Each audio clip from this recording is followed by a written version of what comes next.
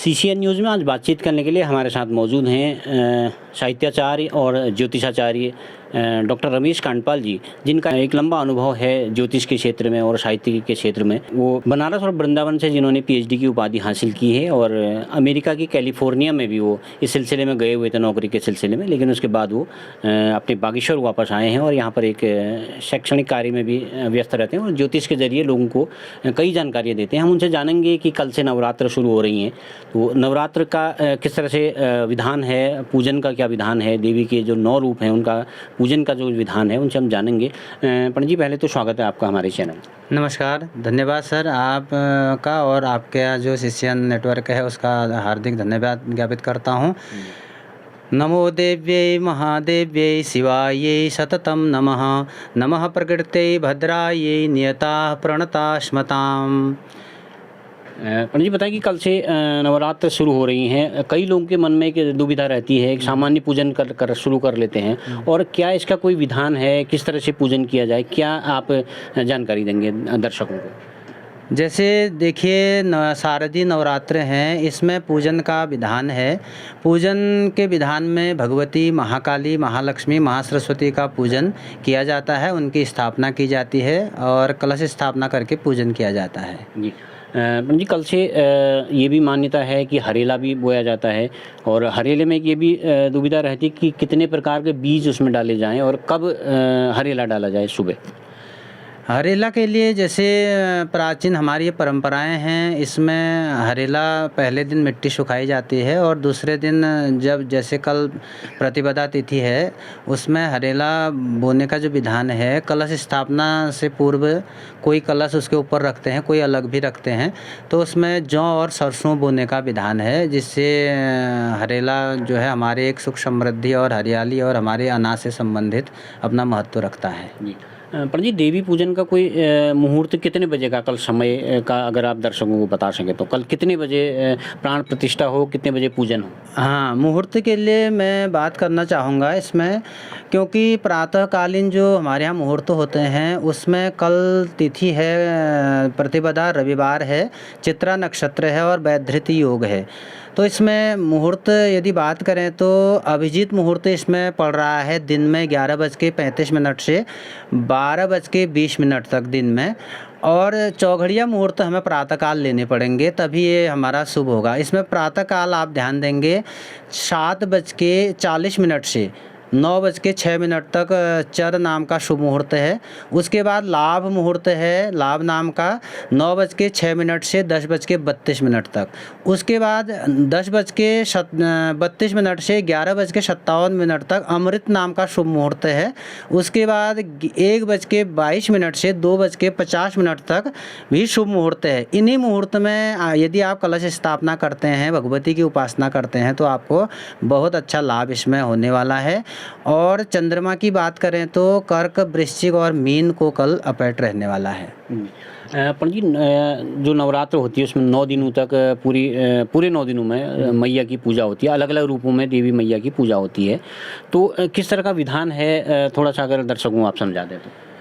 इसमें प्रथमम शैलपुत्री च, द्वितीयम ब्रह्मचारिणी, तृतीयम चंद्रघंटेति, कूष्मांडेति, चतुर्थकम करके 9 दुर्गा का विधान है। 9 दुर्गा देवी माता की पूजा होती है। संक्षेप में सरल शब्दों में मैं बताना चाहता हूँ।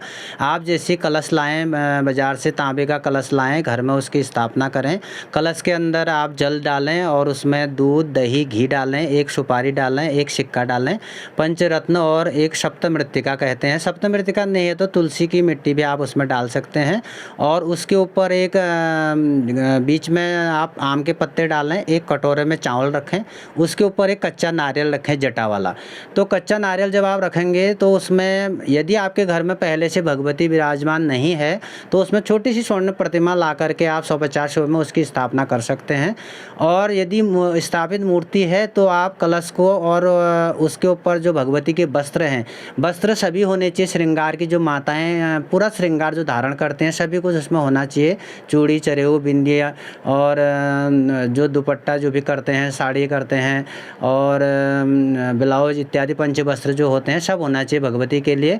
उसको उसमें अर्पण करना चाहिए। कलश स्थापना करने पर उसके बाद अक्षत पकड़े कलश में डालना चाहिए कि भगवती ऐं ह्रीं क्लीं चामुंडाय विच्चे करके यहाँ गच्छे आतिष्ठ भगवती की स्थापना करनी चाहिए। मन में कल्पना करनी चाहिए कि हे माँ, मैं नवरात्रि का व्रत रख रही हूँ या रख रहा हूँ और इस व्रत को पूर्ण करने में आप हमारा सहयोग प्रदान करें, ऐसा देवी भागवत में लिखा है। हमें सहयोग करें क्योंकि पराम्बा जगदम्बा ही जब सहयोग करेगी तभी ये व्रत पूर्ण होते हैं। और उसके बाद आप नित्य जो पाठ करते हैं, चाहे सप्तशती का करें, कवच अर्गला कीलक करें, जो भी आप करते हैं, कुछ नहीं कर पाते हैं तो दुर्गा चालीसा का पाठ करें, भोग लगाएं। आप जो नित्य भोग बनाते हैं, सूजी प्रसाद, हलवा प्रसाद या फिर बतासे का भी भोग लगा सकते हैं। भोग अवश्य लगाना चाहिए, स्थापित देवताओं का भोग अवश्य लगना चाहिए। उसके बाद आरती कर दें, घी की आरती करनी चाहिए, घी की बत्ती से आरती करने के पश्चात आप भगवती की स्थापना घर से करके और व्रत आरंभ कर सकते हैं। जी पंडित जी, ये तो आपने बता दिया कल का जो विधान है, और जो रोज़ अगर दैनिक तौर पर जो पूजा अर्चना करते हैं, सुबह और शाम जो पूजा हम लोग करते हैं, तो उसका भी कोई विशेष विधान इस नवरात्र में होता है या सामान्य तौर पर हम जैसे पूजा अर्चना करते हैं वही विधान वहाँ भी चल सकता है? हाँ, ये अच्छा पूछा आपने, क्योंकि इसमें संदेह नहीं करना है, वहम नहीं करना है। जो मुहूर्त कल स्थापना का होता है, प्राण प्रतिष्ठा का होता है, जब प्रतिष्ठित किसी देवता को किया जाता है उस समय मुहूर्त देखे जाते हैं। उसके बाद जितने दिन तक वो यज्ञ चलता है, जितने दिन तक व्रत चलता है, उसमें सामान्य पूजा आप जैसे करते हैं, आवाहन किया है तो आवाहन करके उनका अगले दिन भी आप आवाहन कर सकते हैं, भोग इत्यादि लगाएंगे, स्नान वंदन करेंगे, आरती करेंगे, पंचामृत स्नान जो पहले दिन करा है वो सब कुछ करेंगे और बाकी सामान्य सी पूजा करके आरती करके आप दूसरे दिन से व्रत प्रारंभ कर सकते हैं। और सायंकालीन आरती अवश्य करनी चाहिए। जी पंडित जी, एक कन्या पूजन में भी एक दुविधा लोगों में बनी रहती है। कई लोग अष्टमी को कर देते हैं, कई लोग नवमी का करते हैं, कई लोग सोचते हैं कि जब दशमी होगी उसी दिन हम हरेला भी काटेंगे, कन्या पूजन भी उसी दिन कर देंगे। तो क्या ऐसा कोई विधान है कि अष्टमी को हो, नवमी को हो? क्या आप राय लोगों को देना चाहेंगे? इसमें कन्या पूजन में विधान तो यही है कि अष्टम्याम, चतुर्दश्याम, नवम्याम चैक चेत सह करके विधान है कि कोई अष्टमी को यदि कन्या पूजन करते हैं तो कर सकते हैं, लेकिन व्रत तोड़ना नहीं है, व्रत रखना है। यदि आपने प्रातःकालीन कन्या पूजन कर दिया तो उस दिन व्रत रखेंगे। जो कन्या पूजन का जो प्रसाद है उसको आप सायंकालीन ग्रहण करेंगे। ऐसा ही नवमी को व्रत करेंगे, तो प्रातःकालीन कन्या पूजन कर दिया तो वो जो भोजन बना है प्रसाद रूप में आप सायंकालीन ग्रहण करेंगे। ऐसी दशमी को तो पारण होता ही है हरेला, तो पारण के दिन आप कन्या पूजन करके उसी समय भोग भी लगा सकते हैं अपने आप को। लेकिन पहले जो अष्टमी और नवमी है उस दिन आपने व्रत अवश्य करना है, क्योंकि 9 दिन का व्रत तभी पूर्ण होगा जब 9 दिन आप व्रत रखेंगे, पहले तोड़ना नहीं है व्रत को। जी पंडित जी, ये मैं जानना चाह रहा था कि कन्या पूजन जब लोग करते हैं तो कन्या पूजन में कन्याओं को किस प्रकार का भोजन कराया जाए, ये भी एक बड़ी दुविधा रहती है। जनरली लोग क्या कर दे रहे हैं कि बाजार से टॉफ़ी, बिस्किट, नमकीन, कुरकुरे लाके कन्याओं को खिला देते हैं और उनको लगता है कि ये कन्या पूजन हो गया है। तो क्या किन चीज़ों से वर्जित रहा जाए, किन चीज़ों को कन्याओं को भोजन कराया जाए, क्या आप राय देंगे लोगों को? देखिए, कन्या पूजन में हम लोगों में एक गलती ये होती है कि हम उन कन्याओं को सामान्य किसी की, रमेश की, दिनेश की, सुरेश की या किसी अन्य की लड़की समझते हैं। तो ये गलती है, वो लड़की नहीं है उस समय, वह हमारे लिए साक्षात नव दुर्गा है और हनुमान जी हैं, बटुक भैरव है, देवी का एक रूप है। तो उस देवी के रूप को हम कुरकुरे कदापि नहीं खिला सकते हैं, नहीं खिलाने चाहिए, नहीं चिप्स खिलाने चाहिए, क्योंकि उसमें लहसुन प्याज सब होता है, तो आप लोग सब जानते हैं। तो इसलिए इसको बाजार की चीज़ें न दे करके घर में हलवा बनाएं या सूजी बनाएं, खीर बनाएं, चने बनाएं और पूरी बनाएं। तो चना, पूरी, हलवा, इसका प्रसाद देवी को परम प्रिय है। इससे देवी जो है बड़ी ही प्रसन्न हो जाते हैं, पराम्बा दुर्गा माता। तो यही खिलाना चाहिए, बाजार की वस्तुएं नहीं देनी चाहिए। हाँ, स्कूली कोई आप दे सकते हैं, डॉट पेन, फाउंटेन जो भी हैं, किताब कॉपी दे सकते हैं, वो दे सकते हैं। पर जी, दशमी के दिन विसर्जन का भी थोड़ा अगर विधान आप बता दें कि किस तरह से उस दशमी के दिन विसर्जन का या व्रत तोड़ने का क्या विधान रहता है, थोड़ा इसको बता दें। हाँ, दशमी के दिन एक मंत्र है, यान्तु देवगणा सर्वे पूजा मादाय माम केम इष्ट कामार्थ सिद्ध्यर्थम पुनरागमनाय च। तो आपके पास मंत्र नहीं है तो भावनाएं हैं, अक्षत पकड़ें, जो कलश में आपने स्थापना करी है उस समय उस कलश में आप अक्षत डालेंगे। पहले प्रातःकाल जैसे रोज पूजन करते थे, भोग लगाते थे, वो सब होगा। अंत में जब आरती करने के बाद जब विसर्जन की बात आती है तो अक्षत पकड़ करके कलश में चढ़ाएं और मंत्र बोलेंगे, भगवती से प्रार्थना करेंगे कि जैसे आप हमने आपको बुलाया वैसे आप अपने स्थान को प्रस्थान करेंगी। और उसके बाद आपका विसर्जन कलश को थोड़ा हिला देंगे और कलश का जल अपने सर में, अपने परिवारजनों के सर में छणक देंगे। द्यौ हो शांतिरंतरिक्ष गुं शांति पृथ्वी शांतिराप शांति रोक देव शांति वनस्पत शांतिर विश्वे देवा शांतिर ब्रह्म शांति सर्वगुण शांति शांतिरेव शांति सामा शांति रेधि। ऐसा करके उस जल को छिड़कें और बाकी जो जल है उसको फूल के पेड़ में, केले के पेड़ में, हरे पत्ते वाले पेड़ में आप चढ़ा सकते हैं और आपका ये विसर्जन उस दिन हो जाएगा। और नारियल उसमें जो आपने स्थापित करा है उस नारियल को कुछ लोग क्या करते हैं कि कोई खा देते हैं, कोई विसर्जन कर देते हैं, कोई घर में रखते हैं। ये तीनों चीज़ें आप कर सकते हैं। प्रसाद रूप में नारियल को प्राप्त भी कर सकते हैं और हमेशा रखेंगे तो बहुत सारे नारियल इकट्ठे हो जाते हैं, या फिर बहते पानी में आप विसर्जन कर सकते हैं, यही उचित है। जी पर जी, जो नौ दिनों में नौ दुर्गा का पूजन होता है, महिलाएं भी इस व्रत को रखती हैं, पुरुष भी इस व्रत को रखते हैं।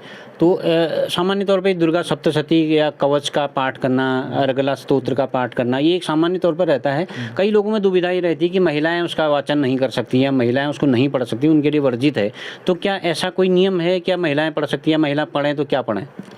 नहीं, महिलाएं पढ़ सकती हैं सप्तशती में, वो इसलिए डरते हैं कि कहीं अशुद्ध न हो जाए, तो पढ़ सकती हैं, पाठ कर सकती हैं। संस्कृत में पाठ न कर पाएँ तो हिंदी में भी पाठ है, उसमें कर सकते हैं। बस सप्तशती में विशेष ध्यान यह रखना है, या आप कवच अर्गला कीलक करें या फिर देवी अथर्व करें, और या फिर आप यदि पाठ करते हैं 13 अध्याय के जो पाठ हैं वो करते हैं तो उसमें 3 चरित्र हैं, प्रथम चरित्र, मध्यम चरित्र और उत्तर चरित्र। तो इन चरित्रों को आपने पूरा करना है। जैसे प्रथम चरित्र करेंगे तो 1 अध्याय है, उसको पूरा करें तभी आप विराम लें।